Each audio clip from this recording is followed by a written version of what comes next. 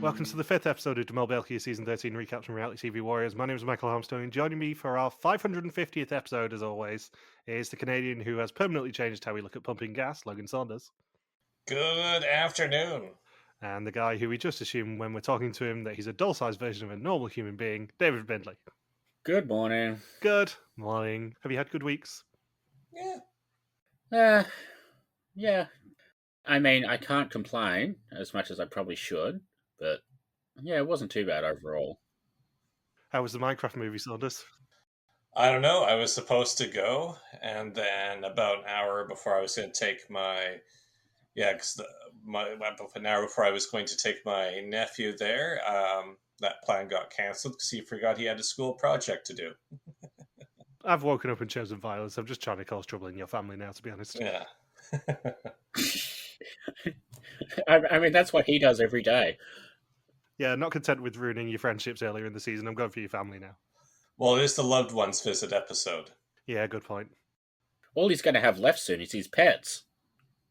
And I mean, I've not got much really to write home about. I've been struggling with my back for 5 days at this point, and I'm just kind of getting out of it, I think. I've literally just come back from my mum's birthday meal as well, because it's her birthday tomorrow. Oh, happy birthday to her. Yeah, so because the pup goes to puppy training on a Wednesday, we decided to have her birthday meal on a Tuesday. Oh. And I don't know whether I told you guys this, but my little nephew's in a little bit of trouble with his puppy trainer. The puppy trainer should realise he's a very good boy trying his hardest. Absolutely. I had to go with my brother last week because mum and dad were away.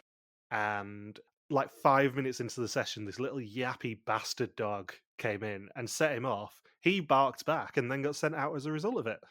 And I would be the first to tell him if he was in the wrong, but he was not in the wrong for it. He was just defending his pack. This little yappy bastard deserved it. To be fair, the little yappy bastard deserved it is kind of the motto of this podcast. Yeah, and on the subject of little yappy bastards, can I also say anyone who's listening who has atted me today about Stephen Fry still being ruined for celebrity traitors, fuck all the way off. I don't care. You obviously have me living rent-free in your head saying that they couldn't afford him. It's not confirmed yet, and in fact, half of the rumours aren't even in this rumoured cast. So, bugger off, leave me alone. Was Courtney Cox busy doing her hair? Well, this is what I mean. There was people like Courtney Cox, Jennifer Saunders, Bob Mortimer. All of those were on the rumoured list, and my argument was they're not going to have all these people on the rumoured list because they won't be able to afford them. Maybe I did go a bit gung-ho about Stephen Fry not being on because I thought he was above this sort of show, but if he's still rumoured, maybe he's the big money grab, other than Celia Imrie. He's doing Jeopardy. He's not above this sort of shit. Yeah, good point, well made. I do find it quite fun that of the 19 people on the rumoured cast, I have met 2 of them, and they were both lovely, though. Albeit Alan Carr was not the one who called me a pussy. Yeah, you know they're super famous people in the cast if they've met you. Yeah, exactly. Yeah. It's a certain caliber of celebrity. Celia Imrie, absolute Z-list. She's not met me. Stephen Fry and Alan Carr definitely have. So what you're saying is less side men, more Gilles de Costa. Exactly. That's the level we are going for. And off the back of last week as well, I do have to point out that given last week was Papa Noel's, it does make this week the first Noel's. Therefore, Merry Christmas, everyone, and a happy Groundhog Day to Daniel Peake. Happy Groundhog Day, buddy. Anything else before we get into this episode? No. No. I'm ready to talk about it. Good. Final question from me then. Have either of you caught up on Traitors Quebec yet? I have not. I still have to watch season 1. Well, that's what I meant. I mean, season 1 would have been acceptable, Saunders. The 4th episode has literally just been subtitled as we were waiting for you to come. So I will be watching that tomorrow. But all of those people are Z-list because they haven't met Michael. Very true. That's our level now. 3 lucky people in this cast will ascend from the low-life status that they currently have of being Z-list to solidly C-list when they meet me. If they ask me quiz questions, maybe they go a little bit higher than that. But they will lock their place in as C-listers as soon as they meet me in 3 weeks. So, Previously, the Final Seven celebrated Loi Krathong, where Hilde and Sarah danced while the others prepared for a dragon boat race. At the ancient temple complex of Ayutthaya, Els popped a balloon to try and earn an advantage, but unfortunately for the scores of people who suspected her, it all blew up in her face as she was the fourth person sent home. And we begin with a chef cooking and the mole's order being ready. The courier is wearing a motorbike outfit, and we see that it's in Grimbergen, and the package that they are transporting is a bomb. Grimbergen, is that like an alternate universe to Bergen, Norway? Yeah, it's Bergen, Norway, but everyone wears a felt goatee. It's Bergen, Norway, but I'm there. Yeah, that would have been a better joke, really, wouldn't it? It is day 10 in Ayutthaya, and they are now driving to Chonburi. It's a long journey, and for the first time this trip, they are heading to the coast, and we finally get to see Nimrod dance. We see a lot of things involving Nimrod this episode.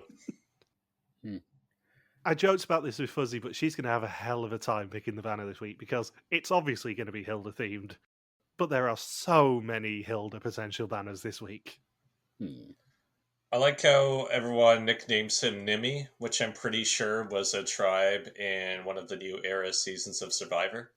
If it isn't, it absolutely should be a merge tribe at some point. You're a Canadian, you can get on Survivor. Name the merge tribe, that's honest. Yeah, name it Nimmy. You might have a better chance of getting on that than Big Brother Canada or Amazing Race Canada at this point. Yeah, just learn French. I could do it. Now I was thinking you can get on American Survivor, can't you? Yeah, I can apply for American Survivor, yeah. As a token Canadian. Do you hate yourself that much, though? Oh, we've established he hates himself. It's the level of self-loathing that we need to establish at this point. Yeah, rock bottom self-esteem. You've met me, though. You're at least C-list on us. Yeah. I'm not nothing. I've met Logan, so that makes me D-list. D-list is your favourite place to be honest. Yeah. So after a quick dip in the ocean, they head to Which was too salty. Don't say too salty after I joke that Bindles is on the D-list, please. Pineapple, Logan. So after a quick dip in the deeply salty D-list ocean, they head to a deeply unsubtle place named Drop Zone Thailand, otherwise known as a skydiving company. Yeah. Yeah, that's what Gilles said. Should have said. It's like, yeah, there we go. I said drop zone. We get our sponsorship money. Okay, now on to the task. I mean, we will get to this later in the episode, but did you notice the deeply subtle sponsorship that we actually had in this episode? Was it the action figure company? No, it was in the gas station challenge. The entire challenge was sponsored by Frisk, who are a mint company. Oh. I think Hilde took the sponsor name a bit too literal in this in the gas station challenge. Well, we have had freebies from Frisk before at the finales because I have a pack of Frisk in my cupboard as a result of last year's finale. But yeah, there were Frisk on the counter in the gas station. The screen with the money counting down had a Frisk surround on it. There was loads of Frisk hidden in that challenge. It was nice and subtle. So, Gilles tells them they can earn €5,000, but there is a surprise waiting for them first. Inside are miniature versions of their loved ones, and Hilde immediately cries upon seeing that her daughter has been shrunk to the size of a Bindles. Honey, I Shrunk the Penny Nuts. I really wish we had one of those super obscure family or friend relationships this time. Yeah, they were all a bit too normal, weren't they? Yeah, partner, sibling, child, spouse. Yeah. I've just thought of this. Occasionally these sort of things come back at the finale. Is there a chance that there will be like a 3D printing miniature booth at the finale? Because it's a thing. Oh yeah, they're totally gonna do. It'll probably be the miniature version of the mole. Logan, you're not allowed to 3D print a horse. Gilles just going to come over to us and go, right, who am I mocking this year? Also, here are your past Fragan and Bryce Delling. Also, here's a miniature horse on us. We know what you're going to do with this. It's like I'm surprised they haven't 3D printed a Buddha yet this season. I mean, they could 3D print a Buddha, but there is a vacancy now, so that maybe they've 3D printed a polar bear. Yeah. Yeah, has Gilles been rounded up to the conclave? I don't think the conclave's for a few weeks, so he might end up missing the finale as a result of it, actually. Yeah. And remember, if you cut the wrong wires, you get the black smoke. So each of the 3D printed dolls have an inbuilt speaker that they can speak to their loved ones through. When the courier arrives, the connection breaks and the loved ones are all together in Vilvoorde. Food is delivered, but so is a ticking time bomb, and all they have to do is cut 3 wires, but to find out which 3, the candidates must identify them. 2 of them will be jumping, while 4 will answer quiz questions, and they choose Alexy and Michelle as the jumping pair, only to find out that the other 4 will be jumping out of a plane. Yeah, that's quite the trick they had. Who wants to jump? You know how we've been waiting 4.5 weeks at this point for this fucking show moment? This is a this fucking show moment. Yes, it is. This is one of the best fake outs they've ever done, I think. Also, can we just point out that what Alexy misses most about home is potato chips? Yeah, maybe it's a clue that they were having potato chips by the end of the episode. Yeah, I was about to say, it all came full circle. Bags of potato chips. Because they certainly did not take a liking to the squid snacks. So the other 4 who will be answering the quiz questions will be skydiving, and each of them will get up to 8 questions about their loved ones. If they get all of them correct, then the colour that they reveal at the end will be a correct wire to cut. They answer by giving either a thumbs up or a thumbs down. This challenge really doesn't favor those who have wrinkly skin on camera. Yeah, we get the delight of Pedro and Hilde doing this challenge, and neither of them get very flattering camera angles out of this. I really wish I was on the trampoline instead right now. I mean, at least it's not as unflattering as like the shot of them all running into the water at the start of the episode, where somehow Nimrod is like an entirely different skin color than everyone else. He's so pale. I know I'm skipping forward to the end of this episode with Hilde obviously going and it being heartbreaking and all that sort of stuff, but thank God we got her in this episode because she carries it. Yes, she did. She carries this episode on her back, along with Nimrod. This is maybe the best one episode performance from anyone on Belgian Mole. And I'm not even being hyperbolic there. Like, I cannot think of a better one episode performance from anyone in Belgium. Maybe Michael Mons in half of the episodes last season, but I can't think of anyone who really came close apart from that. I think just her. What made me laugh this episode is when they received the miniature versions of their loved ones and realizing it's a phone, and you just see Hilde holding this miniature figure and just crying holding it. She holds it up to her ear as well, like it's an Yeah. actual phone. It's like, Hilde, no, you can hold it. Hold it out in front of you, Hilde. So Michelle and Alexy are working at the same time, and when Michelle hits a target that Alexy's holding up using a paintball gun, the jumpers' parachutes will open and their questions will stop. The earlier they hit the target, obviously the less questions that get asked, and the more likely it is that they will answer all of them correctly. Did you also spot the Wilhelm scream in this episode? Yes. It was quite a subtle one for this show. Yeah. Yeah, it was as Pedro was falling, it was just kind of in the background of the music was a little Wilhelm scream. And Michelle struggles to keep the target in the air as well. Oh, during the second round? Yeah, that was very moly. Very moly. I did get a big laugh of Nimrod in the middle of the skydive, basically just talking to his jump master, being like, "Why do you do this?" There were some very fun interactions between the contestants and their jump masters, because Hilde was like, and how many times have you done this? He's like, 14,000, mate. Because he was proper Australian. If you couldn't tell, that was an Australian accent. And she's like, we'll be safe then. It's like, hopefully. He had the chance to say over 9,000, and he didn't take it. All in the name of being precise. One of them had a very English one as well. I can't remember who that was. I think that might have been Nimrod, actually. I wonder what the guy who has jumped 14,000 times, like, does he have a spreadsheet? Not to spoil the joke, but I think you have to have done over 5,000 hours of jumping to be able to do it solo, I think. Or you can be a contestant on a reality show and do it on your first day. Yeah, very true. That normally wouldn't be allowed. I think generally you have to have logged a certain amount of hours of tandem before you can do any solo skydiving. Fair enough. I was thinking 14,000 jumps, 365 days in a year. Yeah, it's 14,000 jumps. So he's, I mean, let's be honest. This guy looked like he basically lived in a camper van in Thailand. He still does. He's probably not done much for the past few years other than that. He goes backpacking in Pai 4 times a year.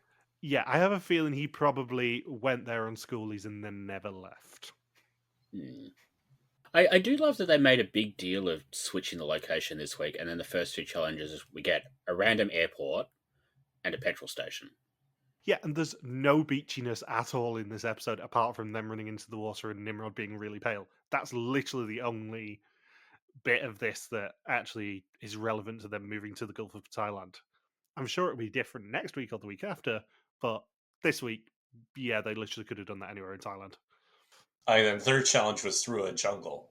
Yeah, which, again, you wouldn't necessarily associate off the top of your head with the Gulf of Thailand, because you'd think water. That's usually what a Gulf means, Michael. Well, yeah, that's kind of the point.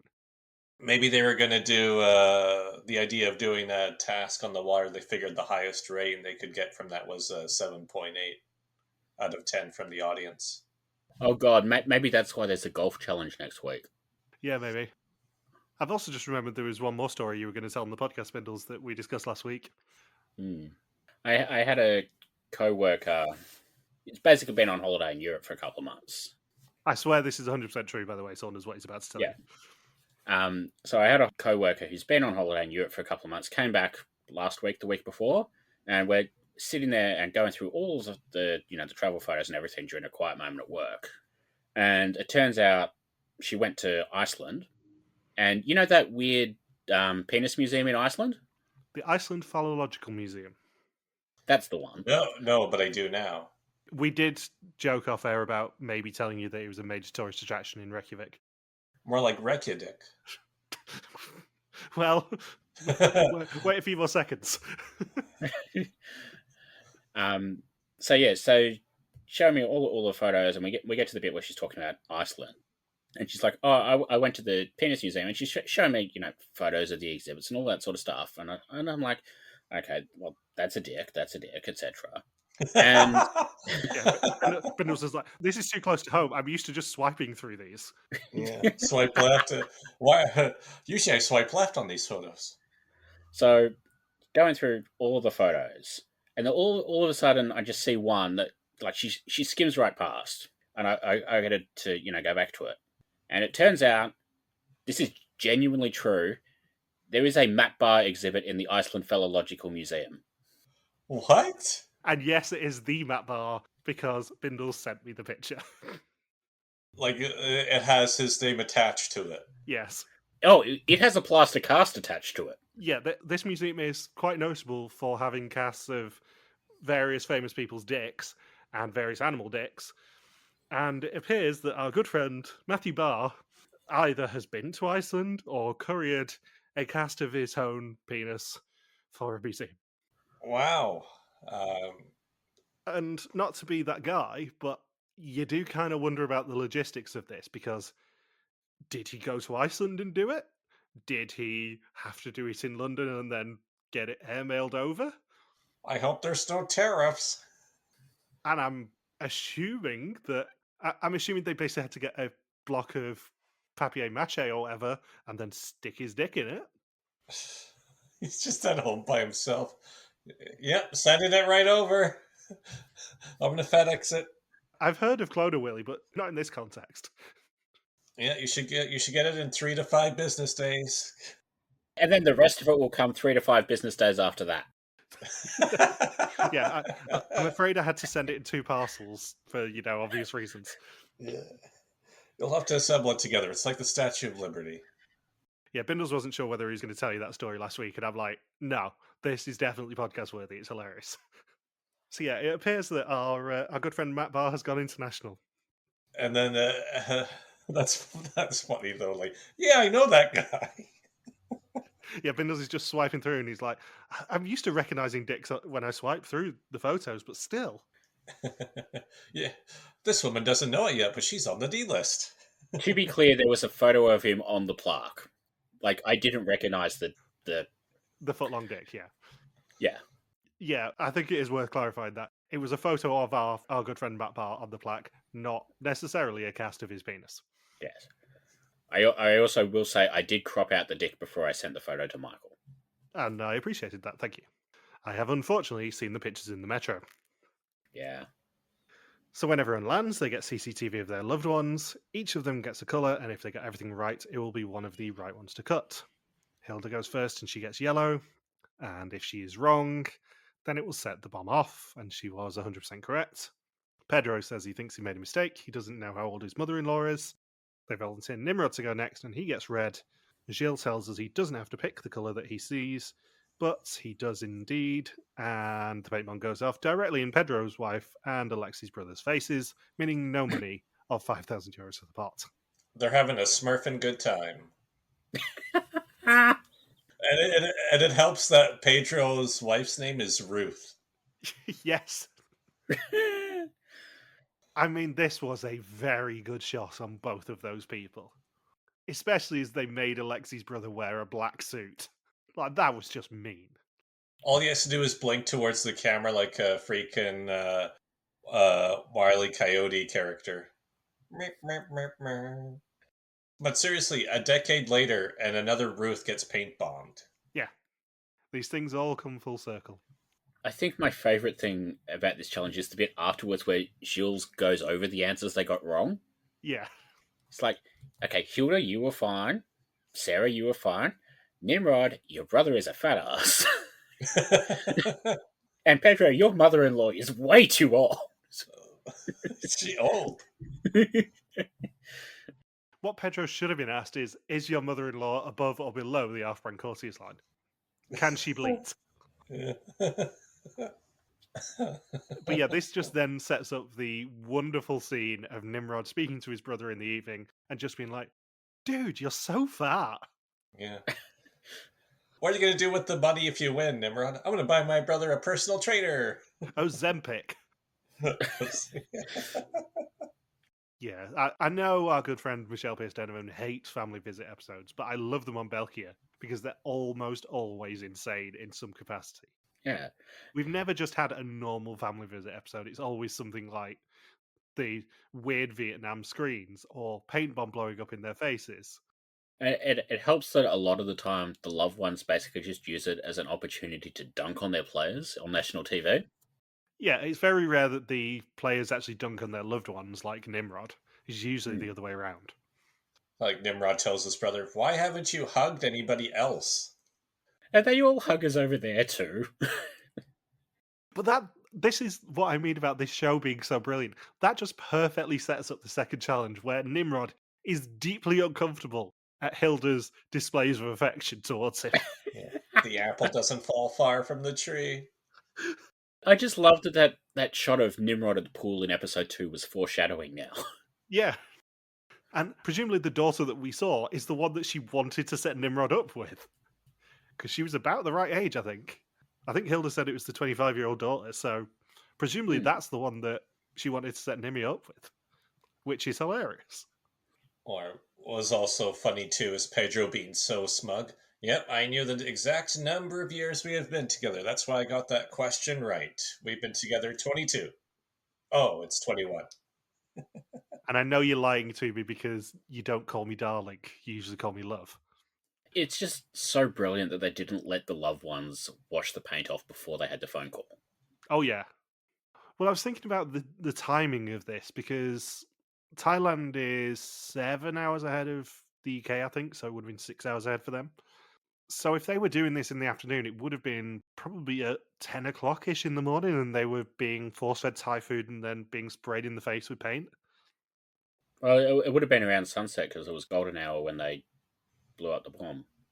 Yeah, so maybe it was lunchtime that they gave them the Thai food then. Maybe it was about 12 o'clock and then it was 6 o'clock for them. But even then, that would have been a bit late. It was probably about 11 o'clock in the morning that the loved ones had to get there for, I'd guess. So, Hilda's daughter, Alexy's brother, Pedro's wife, Nimrod's brother, and Michelle's boyfriend all think that their loved ones could be the mole. And Sarah's husband says that she's far too competitive to ruin things purposefully. Interesting. Yep. And it is day 11 in Sriracha, and they get a floating breakfast in the pool. Sarah and Alexy decide to test how much weight they can put in the tray before it sinks, and they get Hilde to sit in it, and it immediately sinks. Because apparently, like Nimrod's brother, she's a fat ass. Not only does it sink, but she nearly bonks her head on the side of the pool. Yeah. She nearly gets a concussion and bruised ribs in the span of one episode. I'm so gutted that we don't get to meet Hilde, I'll be honest. Like, even if she wasn't the mole, even if she just was the losing candidate or something, I wanted us to have to interact with her because she's such a delightful weirdo. Yeah. I'm glad Alexy didn't take it one step further with this tray should be able to hold 100 kilograms. Wait, Hilde sank while sitting in this tray, therefore Hilde must be over 100 kilograms. I mean, it couldn't possibly be that it was a wobbly plastic tray. No, definitely not. So they make a quick pit stop at a gas station, and the drivers send in one candidate each to tell them the pump number. And if it wasn't suspicious enough, as I said earlier, it has Frisk mints on the counter, and the radio is playing Anna by Clouseau. This show's favourite song. Well, they already had Willie Summers the other week. Yeah, good point. It's like a greatest hits season, this, isn't it? And they're greeted as the 4,000th customers and are given 4,000 euros as a result. They have a cash clock counting down the prize money as the attendants fill up the car's tanks.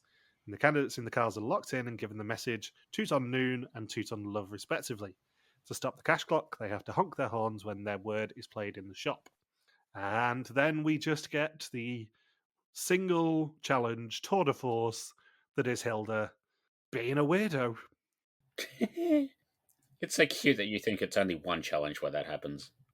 This is peak Hilde, this challenge. Yeah. I think she was just using it as an excuse to make out with a younger dude. And a steering wheel. Yeah, and a steering wheel. I don't know which one she liked more. Yeah, and then the cushions, and then the lock on the side of the door, then the window, then the wall. It's very good that the BMWs are wipe clean, is all I have to say. Yeah. I don't know how BMW felt about that part of the advertising. It does explain why they weren't allowed to drive themselves, though, doesn't it? BMW, a car where women over 100 kilograms want to have sex with. Hilde absolutely couldn't have been trusted to drive the BMW given her performance in this challenge. She'd be driving through the streets of Bangkok just getting really turned on when an indicator goes on, that sort of thing. You know, like, people say reality TV is a waste of your life, but, like, I just watched a 57-year-old Belgian psychiatrist make out with a steering wheel in a Thai gas station parking lot to win less than 4,000 euros. Like, yeah. This fucking show. And she doesn't even get to win that money. That money is for someone else to take home. So Michelle and Pedro are the ones in the gas station, and they can find tips to help the others, but they do cost money from the cash clock. They take the cheapest tip for 100 euros in the form of 3 famous Anns.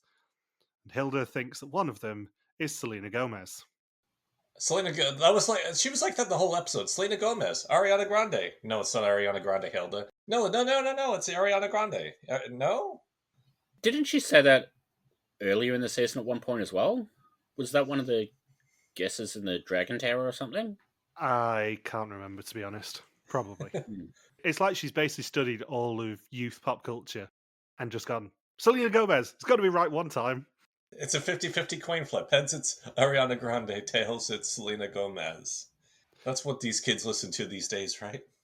Maybe she just watched Only Murders in the Building right before leaving and was like, oh, yeah, that's a really good show. I'm obsessed with Selena Gomez now. Because it was this season that had Only Murders music in it, was it not? Or was that with him? I don't remember. I think it was one of the first couple of episodes of this season had some music from Only Murders in. Because I remember pointing it out, I just can't remember whether it was this or Vidum. Yeah. So they open another hint, which is the album cover for the single, and that is 250 euros off the cash clock, and nobody recognises it. And they then open the most expensive hint, the lyrics, for 500 euros. Sarah and Alexy solve the challenge, but Hilde and Nimrod don't, and she instead suggests basically kissing Nimrod a lot and giving him a hug. Not only do they not recognise the album cover, Hilde thinks it's the Backstreet Boys and Sarah thinks it's the Beatles, which is about as far apart from each other as you can get. Yeah, somewhere dead center is probably where Clouseau actually sit. I like how the Backstreet Boys guess, though. The only way you're guessing Backstreet Boys is if you have no idea who the Backstreet Boys are. I Yeah. wish Nimrod had turned around to her and when she said Backstreet Boys and just gone, Backstreet Boys, tell me why. And if the car could talk, it'd be like, I don't want it that way. It certainly was, because my next line is, Hilde basically has sex with the steering wheel at this point. And she didn't even use protection. Like, Pedro and Michelle were super sus in this challenge for not going straight for the lyrics. Because neither of the other two hints are that useful to get them the money for this challenge. You find the lyrics straight away, you sing along, and you get the money quickly that way. The fact that they waited so long to unlock the lyrics is really suspicious for both of them. Yeah.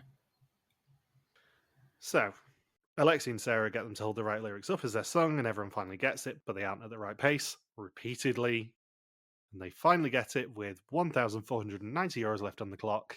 And because this isn't Vidum and they aren't beholden to notes, they actually get €1,490 of 4,000 for the challenge. I know it took Pedro and Michelle forever to get the cue cards out. But it also took the cars a long time to work out they needed to signal what they had to do to the shop. Yeah. Like- I think Hilde was better than Alexy and Sarah were at that. Yeah. Like, Hilde was trying in her own deeply disturbing and special way. Could you not just, like, hold the horn down for 3 minutes and then it would cover the right word and then you'd stop? I think that was probably expressly banned. Can you imagine? Because presumably they've taken over this gas station for a little while at least. Like, that would be seriously irritating for anyone else around. But the whole idea of the challenge, though, is that they had to figure out what the challenge was. So that because I had the same thought too. I bet they could just honk the horn as much as they want, but it's just I bet just because of the time crunch and the countdown that they just didn't compute that as a potential strategy. I'm assuming on the screens it also, when Hilde, let's be honest, started honking too much, just said, "Shut the fuck up, please. Give it a rest, Hilde." I like Pedro and Michelle watching out the window though, and Pedro's just like, "Are Hilde and Nimrod making out?" Yeah, because all they could see was just steamy windscreens at that point. Like, they couldn't see anything of Hilde and Nimrod. It was just a steamed up windscreen with a heart in it. Oh god, I'm gonna miss Hilde. She's such a unique person. So they then celebrate with some interesting local crisp flavors, and Gilles appears as they say, "It smells worse than it tastes." Is that referencing the squid or Jill? Well, that's what I mean. He seems to be summoned by the phrase, "It smells worse than it tastes." Well, to recap, I believe they had beer, potato chips, squid, and Pepsi, I believe is what they said. Oh no, like it wasn't like potato chips, squid, and Pepsi. It was squid and Pepsi chips. Yeah, it was. Oh! I didn't know that was all combined into one flavor. Yeah, they were pretty rank crisp flavors, unfortunately. Squids? Pepsi squid. I did not see that when I was in Thailand. I'm going to look for that. I will say, like, I know the point was, these flavors are gross, but then Nimrod said he just wanted paprika, and I'm like, that's also kind of weird. Like, I get that that's, a Belgian thing in the way that prawn cocktail is to the UK, but paprika? Like, what? Yeah, paprika chips are quite common in Asia, right? From what I remember. Because I usually see it in a lot of places. I think I've only bought it like once. Just purely as an aside, nicest crisps you've ever had? We have, after 550 episodes, got to this low, I'm afraid. Beef rendang. Saunders? My favorite flavor? Yeah. Probably Miss Vicky's sea salt and malt vinegar are always is a frequent favorite of mine. I'm trying to give Fuzzy a hand because she's inevitably going to put food sin or something similar on the bingo card this week. My answer would be specifically the South African Woolworths sea salt and rosemary crisps. They were really good. Ooh. When we were in South Africa, we bought these in massive bags. Like, easily kilo bags, and we would get through them on road trips because they were just so Moorish. And unfortunately, they only have like 3 days on the best before, so you can't even get them imported, because I have tried. Terrible for me, but lovely crisps. So Gilles tells them that it is time for the 5th test, but we haven't seen a 3rd challenge or a briefcase yet. And it is time for the test. 20 questions about the identity and actions of the mole. Whoever knows these goes home, except for the mole who can never go home. Hilde says that she thought she'd know what was going on by now, but she's doubting herself and everyone seems suspicious. Nimrod says Pedro and Michelle dropped the signs when they got close. That is a perfect sabotage. Pedro can't imagine that it would have been that difficult to make the connection between the signs and their instructions. Sarah finds it odd that Alexy is so athletic and he's so bad at the boxing and now the paintball shooting. Michelle says there's a mole you'd want to be on the plane because no matter how many questions you get, you can always answer one wrong and then just act confident on the ground like Nimrod did. And Alexy says that Sarah doubted her answers, even though they were right, and she let Nimrod, who was wrong, go ahead of her at the skydiving. They finish their tests with 3 questions for the feature about the fruit walk. It's funny that they complain about spicy food in Thailand, and the town that they've been in for the past 2 days is called Sriracha. Yeah, I actually had a note that I changed earlier, basically saying, I wonder what they're going to make them do when I saw Sriracha come up, but then nothing comes of it. I'm like, yeah, it's not that one then. It's not the Sriracha. They're missing an R. Yeah. And it is day 12, and they are heading into nature, and they begin a 3-kilometer hike to the Khao Mai Deng, and they are told to bring as many durians to the temple as possible. Each durian will be worth 300 euros if it's brought to the temple within an hour, and they also get a local guide, officially so they don't get lost, but I'm presuming actually so they don't die because of snakes. It is that Sriracha. Is it? The internationally renowned Sriracha chili sauce is the Sriracha Panic brand, which was first sold in 1935. This recipe was created by Tanon Chakapak, a native of Sriracha, who established a chili sauce factory in Sriracha, Chonburi province. Oh, they're definitely going to make them do something spicy soon then, aren't they? Yep. Yeah. I can't imagine that they'd base them in Sriracha and then not make them do something where it's basically spice roulette. For some reason, I always thought Sriracha was from India. No. Nope. He wrong.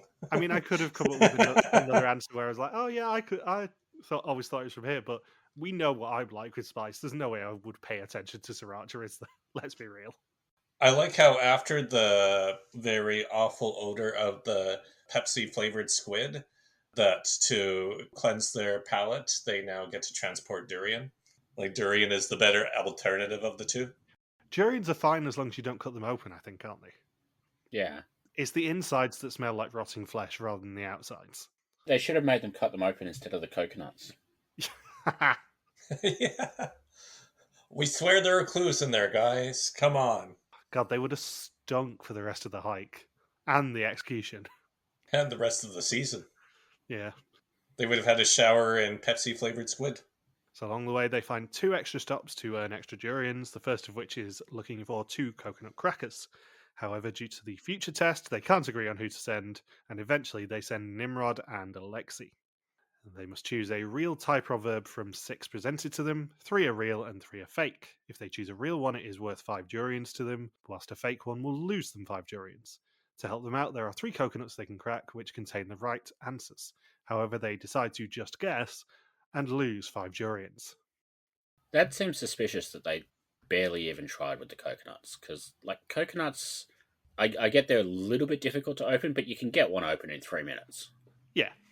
Yeah, you don't have to be Aussie to be able to do that. Yeah. Yeah, unfortunately, Hilde leaves us with 4 suspicious people and also Alexy still here. The second one is looking for 2 people with ripe minds, and Hilde claims she's old but not ripe, and they send her and Michelle. They have 5 famous people and must match their names with fruit and eat 1 piece of the fruit that matches each of them. However, they only succeed if the others correctly guess how many of the famous people they identify correctly. If they're right, they gain 5 durians, but if they're wrong, they lose another 5. It was so nice of them to mention ripe fruit when they were talking about it. And I'm like, no, the dance was last week. And the challenge only succeeds if the 2 people who are matching it up have not mutually agreed to throw it before the challenge even starts. I just love that this is a twist when Hilde and Michelle are such bad liars. Hilda's like, yeah, I don't know those American people. Hallie who? Halle Banani? Hallie Apple? I loved it. Like she was the only American there. Like there was Halle Berry, the president of Italy, and then 3 random Belgians. One of whom I think does appear on Cafe de Mol fairly frequently. I think Bart Appleton's, I think is his name. He's definitely a Go Play personality, at least. I think he might have something to do with Slim Cements, actually. Wasn't the president of Italy referenced in the Sicily season? Yeah, she will have been.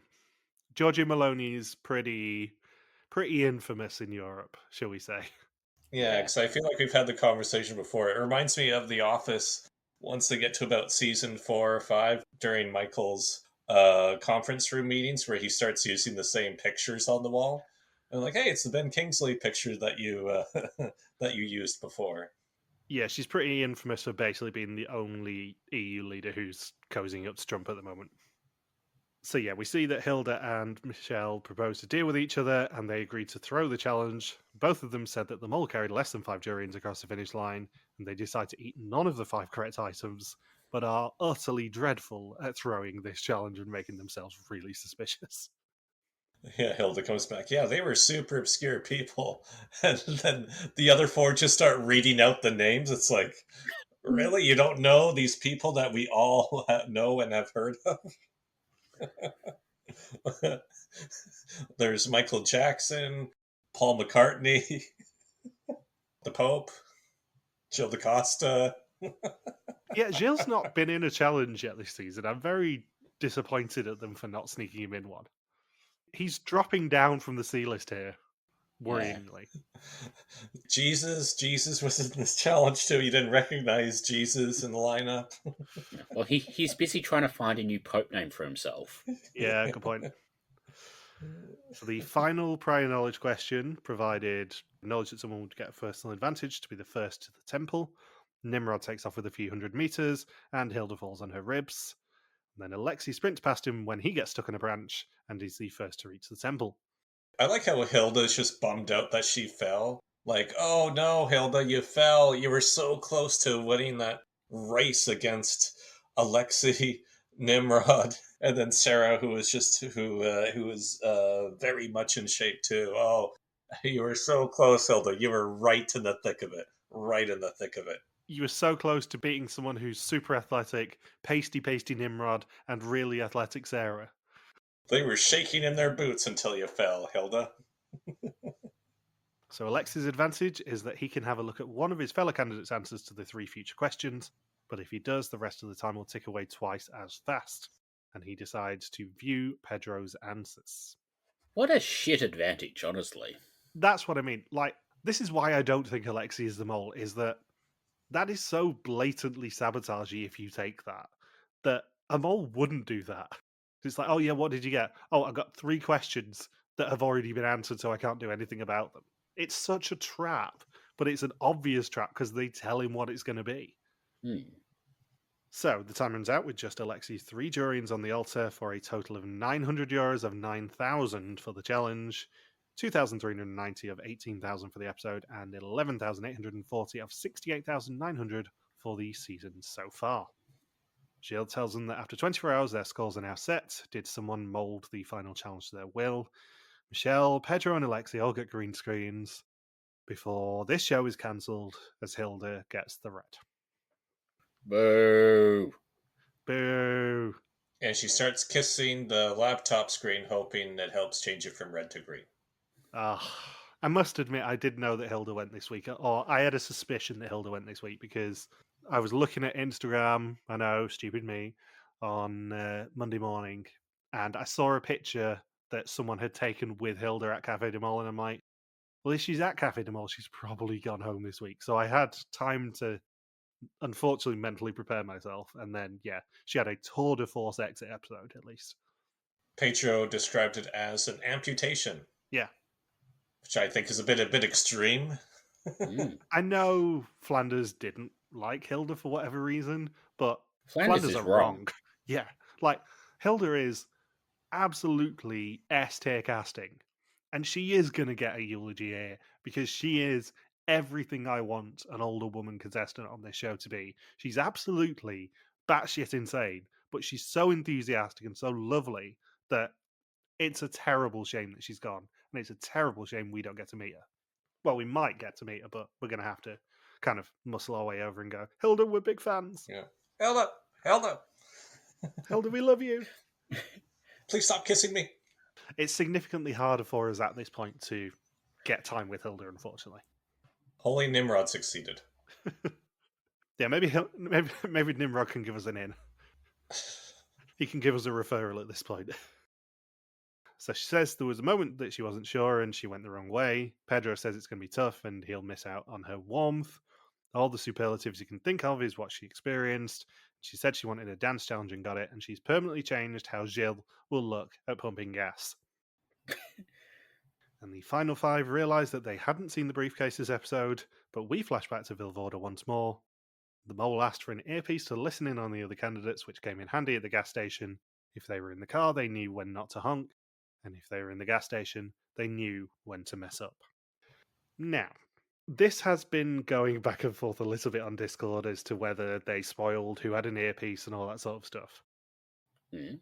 This is absolutely going to come back to bite me.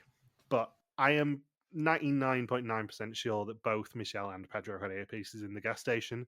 If for no other reason, then I don't think it's fair for the cashier in a gas station to have to listen to Anna by Clouseau 35 times. It's perfectly fair for the candidates to have to because it's part of a challenge. Yeah. What about 36 times? 36 is the legal limit, I'm afraid. I suspect, as I have suspected for a lot of this season, that the briefcase is smoke and mirrors. I think probably everyone had an earpiece of some description, and they just used it as an excuse. It has to be smoke and mirrors because we are the only ones seeing what the mole asked for. Yeah. Therefore, it cannot be something that the contestants can have seen themselves, necessarily. Mm. It cannot have been something so out of place that the contestants would have spotted it. Mm. I'm assuming that Pedro and Michelle had earpieces, and I'm assuming that probably everyone in the car did as well. Yeah. And people outside the car who had to hear Yeah. But I don't know for certain whether the people in the car did, but it certainly looked like Pedro and Michelle both did. Hmm. I've got a feeling that the briefcase stuff this season is basically just to tease the fans a little bit and to troll us a little bit, sending us off in weird directions. Yeah. Like, I'm okay with the briefcase. I don't think it's the best twist they've ever done. But, like, it's amazing how much fun this episode was before we got to the briefcase reveal. Yeah. Like, I think ultimately it's probably been a little bit of a wait around this season where, there's some really fun ideas, but because we're all just waiting for the briefcase to drop, it's kind of maybe making them not land as well as they otherwise would. I think the other thing about this season as well is Gilles really wasn't in this episode. Hmm. He's usually a lot more integral a part of the seasons. And, like, he appeared for maybe 1-2 minutes total in this episode, in an hour Right. and 7 or whatever it ended up being. Like, he was not in this episode. No, well, he does the intro for the skydiving, and he's standing around for the bomb, and then it's basically just introducing the test, and that's it. He walked over to give them to announce they won money. That was when he told them about the test. Yeah. Oh, I see. Oh, yeah. Yeah, I heard you earn money, and then the next time we see him after that is at the execution, after another challenge where they've had to do it all themselves. So what do you think he did during that downtime? Well, I don't know. That's the thing. It's really weird because I can't think of another België episode in the nearly 100 at this point that he's hosted where he's done nothing, basically. Was he playing Fortnite? I don't know whether he just had a couple of days off or whatever, or I was going to suggest maybe his wife flew out, but I think she would have been far too heavily pregnant at that point. Would she have been over 97 kilos? I don't know how big their daughter ended up being, but yeah. Well, she's not over 62, Logan. Maybe it was something like his wife flew out and he spent a few days with her or whatever, but like there wasn't a lot of Gilles in this episode, and it was noticeable to me. Hmm. Yeah, I think I wrote that in there too. Like, he's not. Where's he at? Because as much as obviously we watch this show for people like Hilde and people like Michael Mons and people like Bart and all that sort of stuff, like we unironically love Gilles. So it's really noticeable when you have two challenges back to back where he doesn't appear at all, really. Well, he never gets executed, right? Now, as much as this show is fun, it does most of the time end up being Papa Bear's Magical Mystery Tour. And without Papa Bear, there is no Magical Mystery Tour. Maybe he was there more, and it was just, well, let's give Hilde her farewell episode and maximize her airtime. Yeah, maybe. Because they definitely gave us a lot of Hilde content this week. A perfect amount of Hilde content, thank you very much. Oh, no, yeah, I'm not complaining, but I don't think people are going to... at the end of this episode, I'm thinking, oh yeah, there were 5 other people this episode. And they were all reacting to Hilde.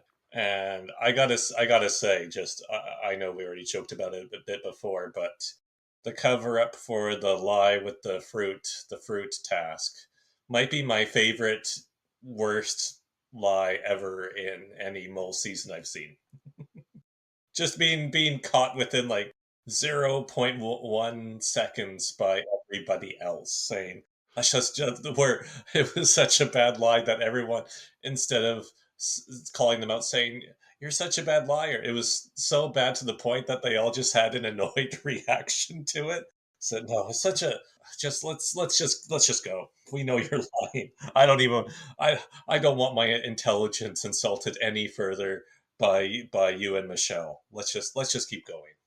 And not only is it a bad lie on its own, like this stands out as a bad lie, and then last week we had Pedro basically being like, oops, I forgot twice. Yeah.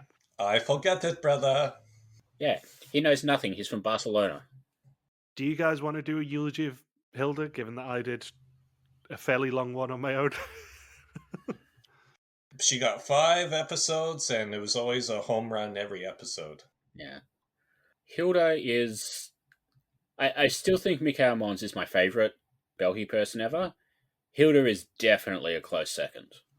As I said, Hilde is everything we want in casting in this show. Yes. Hilde is a one-woman argument against having the average age netmole as 28.75.